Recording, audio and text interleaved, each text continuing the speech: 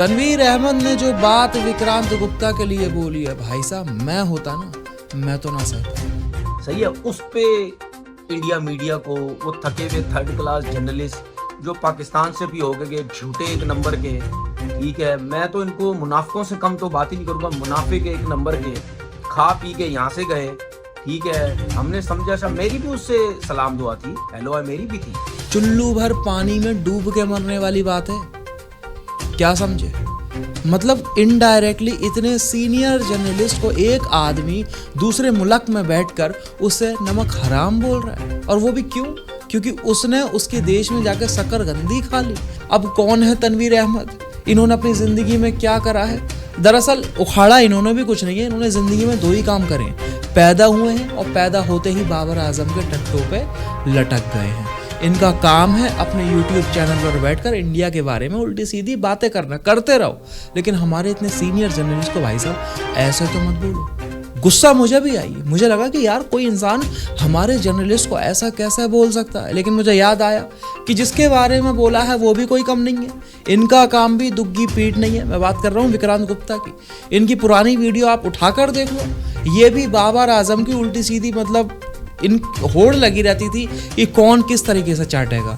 अभी बाबर आजम की क्यों चाटते हैं? क्योंकि बाबर आजम भिखारियों का किंग था। इन्होंने सोचा आधे लूले जैसे भी है, सब्सक्राइबर तो है, व्यूज तो है, तो अपने चैनल पर बैठकर बाबर आजम की थोड़ी बहुत तारीफ कर दो। और कुछ ही दिन पहले की बात है, इन्होंने सोचा कि अब हमारी फैन फॉलोइंग तो पाकिस्तान में बन गई है, बाबर आजम के फैन हमें पहचानने लगे, तो क्यों ना पाकिस्तान जाया जाए। तो इससे पहले जो चैंपियंस ट्रॉफी हुई है, जहां पर हमारी टीम हाइब्रिड मॉडल पर खेल रही है, इंडियन क्रिकेट टीम पाकिस्तान नहीं जा रही है, लेकिन हमारे विक्रांत अंकल को पाकिस्तान जाने की थी, क्योंकि इन्हें दिखाना था कि हमारी कितनी बड़ी फैन फॉलोइंग है। भाई साहब पहुंच गए पाकिस्तान।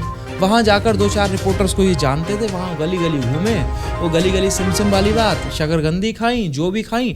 अब पाकिस्तानियों की एक आदत आप नोट करोगे, इन्होंने खुद क्या खाया है इंडिया में ये बात नहीं करेंगे, लेकिन अगर तुमने वहाँ जाके कुछ कर लिया तो ये उसको गाएंगे और पूरी जिंदगी गाएंगे। उसका इससे पहले सबसे बड़ा सबूत क्या था?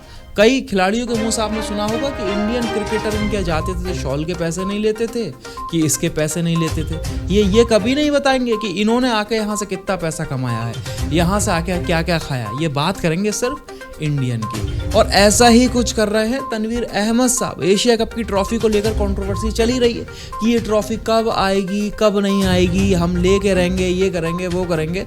तो हमारे जो विक्रांत गुप्ता हैं उनका ज़मीर जागा कि नहीं भाई, हम तो देशभक्त हैं।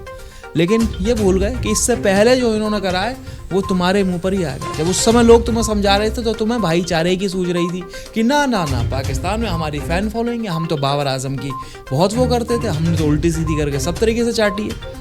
भाई साहब ने 2 मिनट में मुंह पर उतार दी। अब ये पता है क्या बोलेंगे? ये बोलेंगे नहीं तुम सुनते क्यों हो उन्हें, हम तो देखते ही नहीं है। भाई साहब आप भी देखते हो, लेकिन आपके पास जवान नहीं। अगर यही कुछ आपकी तारीफ कर रहे होते तो आप अपने चैनल पर बैठकर गा रहे होते कि देखो हमारी कितनी बड़ी फैन फॉलोइंग है। आप पाकिस्तान एहसान में नहीं गए थे, आप पाकिस्तान सिर्फ इसलिए गए थे कि आपको एक वो दिखाना था कि विक्रांत गुप्ता भी स्टार से कम नहीं है। लेकिन अब जवाब तो आपका जवाब देना बनता। वो बात अलग है, बेशर्मी में आप ये सुनकर शांत हो जाओ, लेकिन पता आपको भी है, आपको इनडायरेक्टली उसने नमक हराम बोला है। इसीलिए ये हर किसी पे अलाउ होता है। खाना जरूरी है, लेकिन कहाँ खाना है ये भी बहुत बड़ा ऑप्शन है। पागल नहीं है वो लोग, भूखे मर जाते हैं, लेकिन किसी ऐसी जगह नहीं खाते हैं जहाँ पर बाद में ये थू थू हो।